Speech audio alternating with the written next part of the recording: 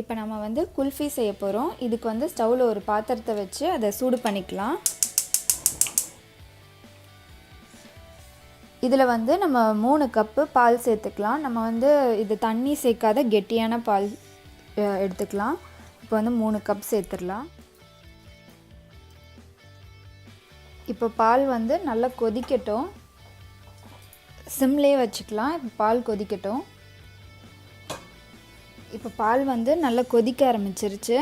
இந்த ஸ்டேஜில் வந்து நம்ம இனிமேல் நல்லா இதை மிக்ஸ் பண்ணி விட்டுட்டே இருக்கணும் கண்டினியூஸாக, அடி பிடிச்சிடாமல். அதுக்கப்புறம் சைடில் வந்து இந்த மாதிரி பாலாடெல்லாம் வந்துச்சுன்னா அதையும் வந்து நம்ம இந்த பால்லேயே மிக்ஸ் பண்ணி விட்டுறணும்.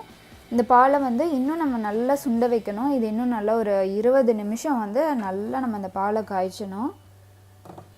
இப்போ ஒரு 20 நிமிஷம் வந்து இதை கண்டினியூஸாக இந்த மாதிரி நம்ம கலக்கி விட்டுட்டு இந்த பாலை வந்து நல்லா சுண்ட காய்ச்சிடலாம். இப்போ 20 நிமிஷம் இது நல்லா கொதிக்கட்டும். ஸ்டவ் வந்து சிம்லேயே வச்சுக்கலாம்.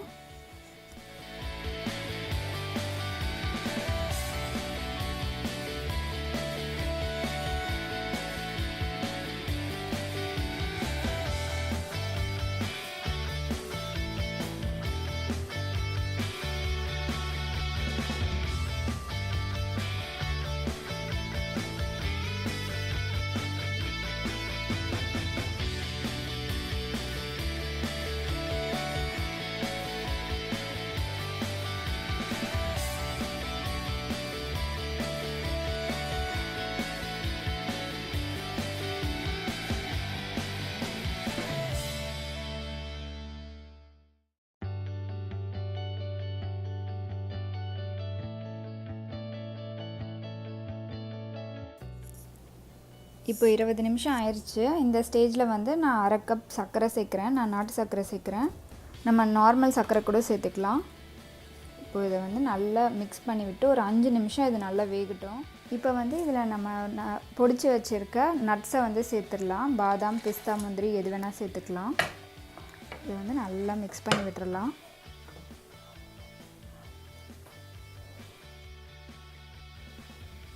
இப்போ வந்து 3 ஏலக்காய் தட்டி வச்சுருக்கேன், அதையும் சேர்த்துடலாம். நம்மக்கிட்ட பொடி இருந்தால் நம்ம அதை கூட சேர்த்துக்கலாம்.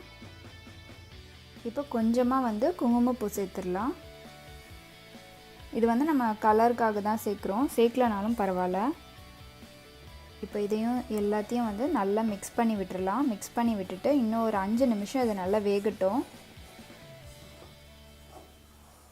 இப்போவே நல்லா திக்காயிருச்சு. இன்னும் கொஞ்சம் லைட்டாக திக்காகணும். இப்போ அது நல்லா வேகட்டும். இப்போது 5 நிமிஷம் ஆயிடுச்சு. நம்ம பால் வந்து நல்லா திக்காயிருச்சு. உங்களுக்கு பார்த்தாலே தெரியும்.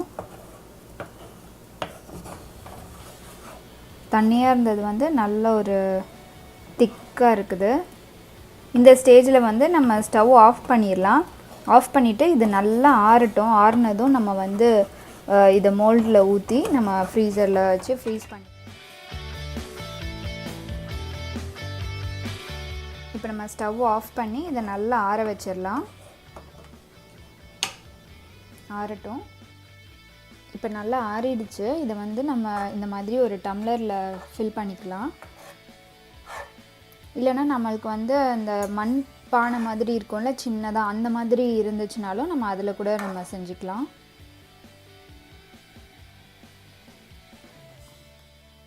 இப்போ இந்த மாதிரி டம்ளரில் ஊற்றுனதும் இதில் வந்து இந்த மாதிரி ஒரு சில்வர் ஃபாயில் இல்லைனா வந்து அந்த ஃபுட் ரேப் அந்த மாதிரி ஏதாவது போட்டு நல்லா டைட்டாக க்ளோஸ் பண்ணிடலாம். இல்லைனா சாதாரணமாக ஒரு கவர் இருந்தாலும் போட்டுட்டு ரப்பர் பேண்ட் போட்டு விட்டுடலாம். வந்து இந்த மாதிரி ஒரு குச்சி விட்டுடலாம். அவ்வளோதான். இப்போ இதை வந்து நம்ம ஃப்ரீசரில் வச்சு நல்லா கட்டியாகிற வரைக்கும் இதை வந்து நம்ம ஃப்ரீசரில் வச்சிடலாம். ஒரு 8 மணி நேரம் அப்படி இருக்கட்டும்.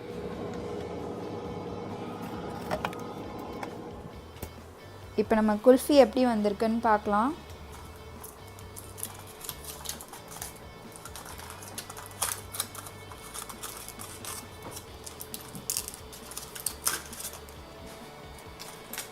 இது நல்லா கட்டியாயிருச்சு. இப்போ இதை வந்து கொஞ்சம் இப்படி பண்ணணும். இல்லைனா வந்து நம்ம நார்மல் தண்ணிக்குள்ளே வச்சோன்னா இது ஈஸியாக வந்துடும்.